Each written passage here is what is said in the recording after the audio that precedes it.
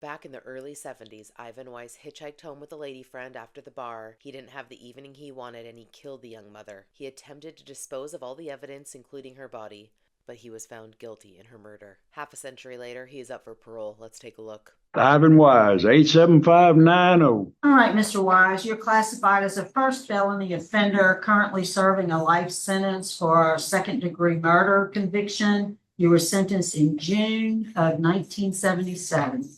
Is that information correct, sir? Yes, ma'am. That's right. And you had a parole eligibility date, which was determined to be August 1st, 2017. Right. Okay. Mr. Wise, before we get started, would you take a moment to tell us what you did, what led you to prison, and why do you think this panel should vote to grant you parole today? Well, I was out at the bar in Slidell, met Marcia at the bar. I hadn't seen her in 5 years. I went to school with her in Slidell High. We hitchhiked to my house, to my truck. My boss had it down the road a little ways. We got my truck and went to my house. We got in an argument. I don't know what started it or whatever, but we got in an argument, and next thing I know, she's dead, and I took all the evidence and scattered it around the parish. I told the sheriff about it. I told him everything, and they bonded me out for $25,000. I stayed out 6 or 8 months, and I was arrested in '76 and tried in '76. So it wasn't very long that I was convicted behind that. I'm sorry about the whole thing. I don't understand what happened today. I still don't understand. I know what happened though. So why do you think we ought to vote to grant you parole? Well, it's been almost 50 years. I think it's 48 right now. I think 49.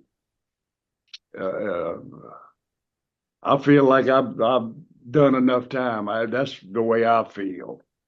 I'm a first offender. I've never been involved with the law in any kind of way. This is the only time.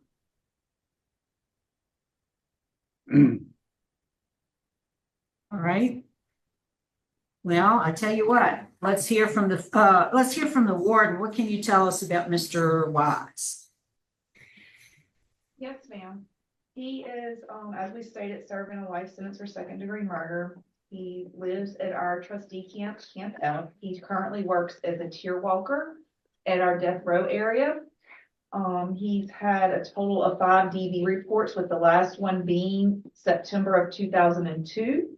He has completed victim awareness, inside out deaths, thinking for a change, 100 hours, anger management, victim accountability letter training. His tiger risk is low. He hasn't enrolled in any of the vocational programs that we offer. He does have, although in the past, looking at his record, he has worked with the carpentry crew here at Angola in the past. And I did ask him why he got out of that trade per se, and he said he was just ready for a change. That's about all I can say for Mr. Wise today. Thank you, Ronaldo. We appreciate your input. Mr. Myers, could we hear from the Parole Project, please? Good morning, Terry Myers with Louisiana Parole Project. Here to let the board know, should this board grant Mr. Wise his parole today, Parole Project is prepared to offer Mr. Wise long-term transitional housing and reentry support. I'm also here to answer any questions that the board might have. Great. Any questions for Mr. Myers? All right, I don't see any at this time, so we'll move on to the opposition. First, we'd like to hear from Ms. Terry Kennedy. All of them, I believe, are with with Mr. Wilson. So Mr. Wilson, if you have a different order, I'll defer to you if you'd like. No, ma'am, just, if y'all bear with us, we're dealing with a wide angle camera that keeps going in and out. So we're going to have everyone that needs to speak will just step up to this camera that I'm facing right now. Does that work for y'all? If y'all can, Yeah, that See me? works fine. Yes, that Okay. works fine. Ms. Kennedy, if you just want to come right up here and just look directly into that little circle, I think that should work.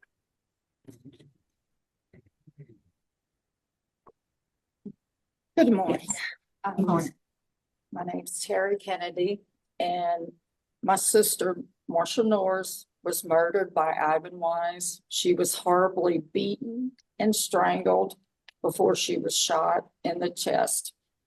Ivan always repeats, which he did not today, but every other time he's repeated that he trusts her up like a deer to carry her. He put my sister in the dirty water of Bayou Bunfuka. He hid her from us for 2 days. It was so horrible not knowing where she was, that the horror of hoping that she was tied up somewhere, held captive and not killed, but we knew because she did not call about her children that night. She had always called. And just the idea of him trying to blame her, he has done that several times, told lies and tried to blame her for that he killed her. My sister was a good mama. She didn't get to raise her sons or to be an aunt to my children. David and Jeremy have suffered because they were not raised by their mother. And this is the picture of my sister with her 2 kids. That's what she looked like right before she died.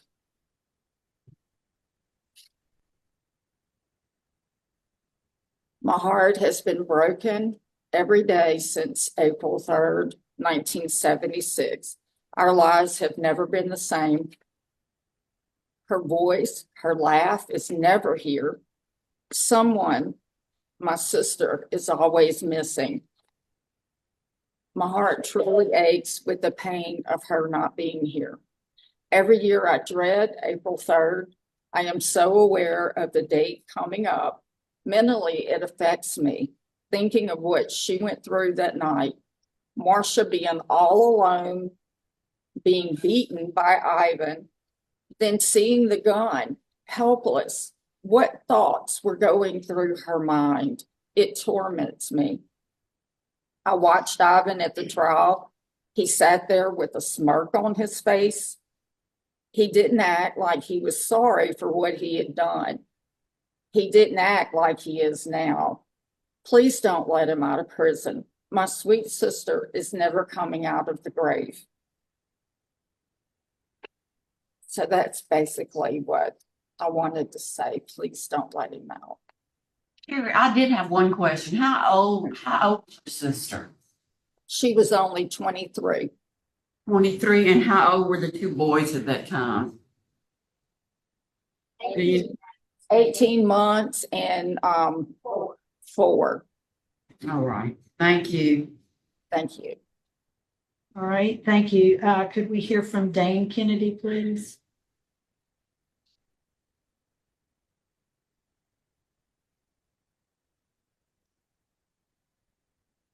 I entered this family 24 years ago, and I've seen and heard the trauma even until today. We have to relive it every 3 years. I've watched, I've listened, I've read reports. I'm not here to speak to Ivan's case record because obviously it's right there in front of you. The criminal justice system did its job, gave him life, eligibility for parole.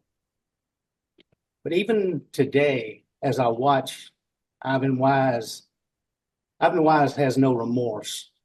He still does not take accountability.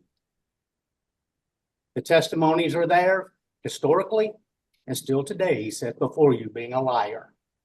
Sociopathy does not go away. Thank you.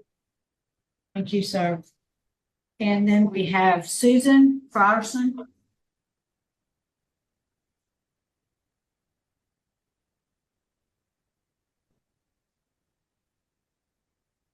Good morning. My name is Sue Frierson. The victim, Marsha Norris, was my niece. I was the person who discovered that she was missing. She didn't come home after going out with her girlfriends. And I walked over to her house because I had a book she liked to read. Marsha liked to read. And when I got there, the babysitter said, Marsha didn't come home. I said, what? Why didn't you call somebody? Let us know what. They said, well, we went to sleep and we didn't know. It was like a sledgehammer hit me in the head. I couldn't believe that those kids, they didn't call someone. That was not like Marsha. She didn't go off and leave her babies and not come home to them. And I immediately called her mother. Her mother was at work. And I called her mother. And it was days before her body was found. She had been shot, tossed in the bayou, tied up. This is a sad story. It's something that we live with every day of our lives. As her family, we live with this every day. This man was found guilty by a jury of his peers and sentenced to life in prison. We would like to see him say life in prison. I'm sorry we feel like this, but we miss this person. We miss Marsha. And we're having to live without her. Her boys have lived without her, basically all of their lives. Thank you for hearing me. Thank you. Yes, ma'am. Thank you, Ms. Frierson. And Mr. Wilson.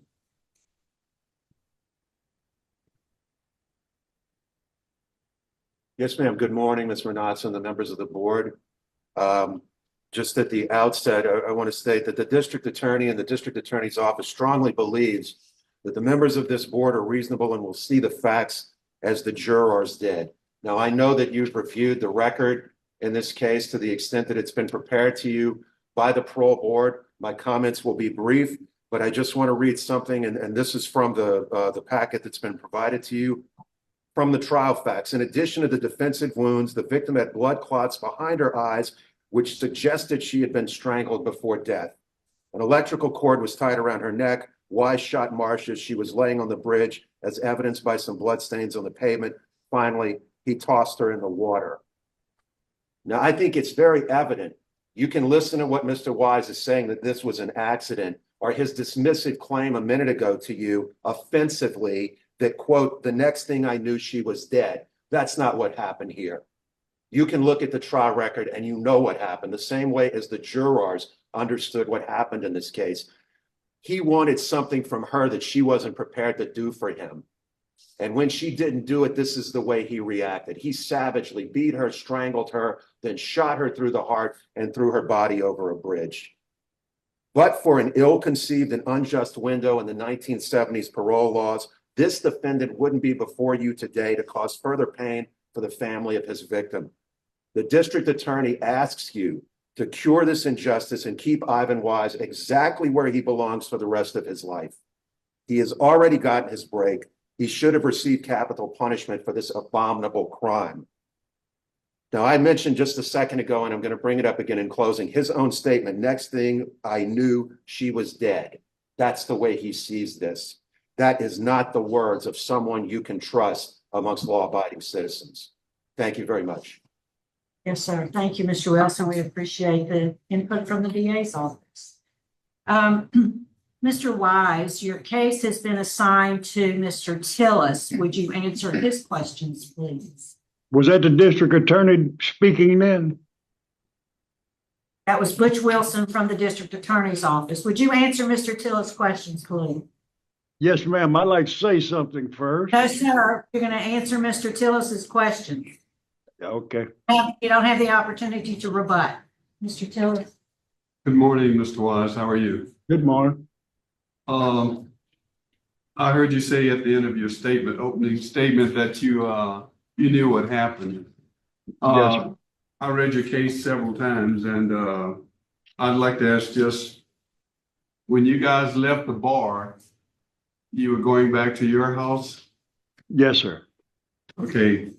What caused the fight? We got in an argument about children. I don't understand what we were arguing about, really. She was separated from her husband. That's what she was doing out that night. They were fixing to get a divorce and all that. So when you got back to the house, after a while, you got into an argument with her? Oh, yeah, within 10, 15 minutes. Yeah. It must have been pretty serious. Yes, sir. Can you tell me what happened? What caused it? Well, like I said, we got in an argument about children. Oh, okay. I have no more questions. I do. Mrs. Yeah, I've got some questions. You've been very flippant when you've described that really you just think you need to get out because it's your time to get out. That's really all this amounts to. You've served enough time, and what you did and how you did it and how brutal the crime is has absolutely, in your mind, nothing to do with it. It has a lot to do with it with me. Because I've read what you did to this lady, and then, she was 23 years old. She had the whole rest of her life. She had 2 little boys, which is why I asked their age, 18 months and 4 years. Chances are the 18-month-old child probably won't have a good memory of his mother. And I'm sure she was a very loving mother. And you never have mentioned in any of this stuff, victim impact. Tell me about victim impact, what you think this did, because you didn't talk about that either. No, it hurt both their families and friends and my families and friends. It hurt everybody that was involved in the case. I understand that. That's very descriptive. In victim impact, it's not cliche, but you hear it so often without any absolute reference as to what they mean with the ripple effect. But it's also generational obliteration. I mean, for those children, their mother just dissolved that night. She just didn't come home. And then for the family, the ripple effect is, yes, she doesn't pick up the phone every day and call her sister and say, hey, I just wanted to check in on you. Those are the kind of everyday things. Mom, what you cooking today, that they're used to seeing her do. Those are the everyday things that when you talk about the ripple effect, it's also just the daily occurrences that you're used to that person doing.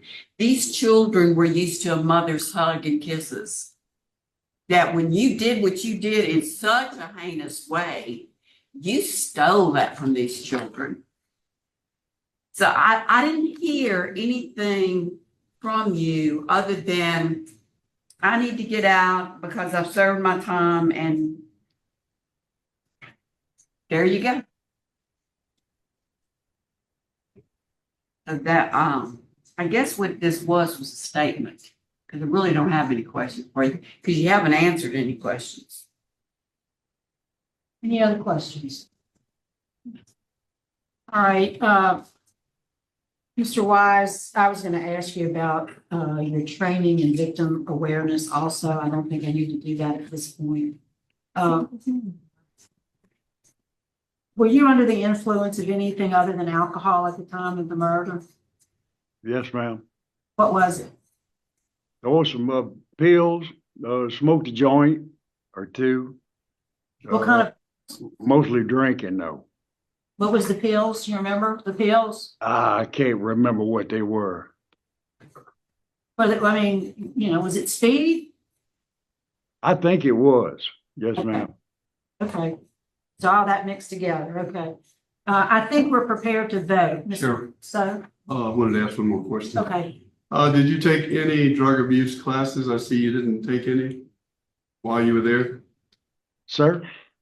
Did you take any abuse classes, drug abuse classes while you've been incarcerated? Have you? I don't think so, no. No, sir. Okay. all right, I think we're ready to vote. Mr. Tillis. My vote's gonna be to deny because of, the opposition of the family, DA and, the sheriffs. I wanted to say something about that district attorney. He No, told, sir. No, sir. No, sir. Mrs. Stapleton? And I concur with Mr. Tillis, and I would like to add, and also due to the heinous, gruesome nature of the crime. Mrs. Ledoux? Denied based on lack of remorse. Mr. Freeman? Lack of remorse and family opposition. And Mr. Wise, I do agree with my colleagues. The last time I saw you at your hearing, I noted, and I told you then, that I was dying because of your lack of understanding of the impact of the crime and how important that is for success in the community. And none of that has changed. So my vote today is to deny, and it has been unanimous, sir. Your application for parole has been denied. That concludes our business there at the penitentiary. We're going to sign off at 10:24. What do you think of Mr. Weiss? Let me know what you think in the comments below. And if you like this video, please hit subscribe for a new video every week. Until next time.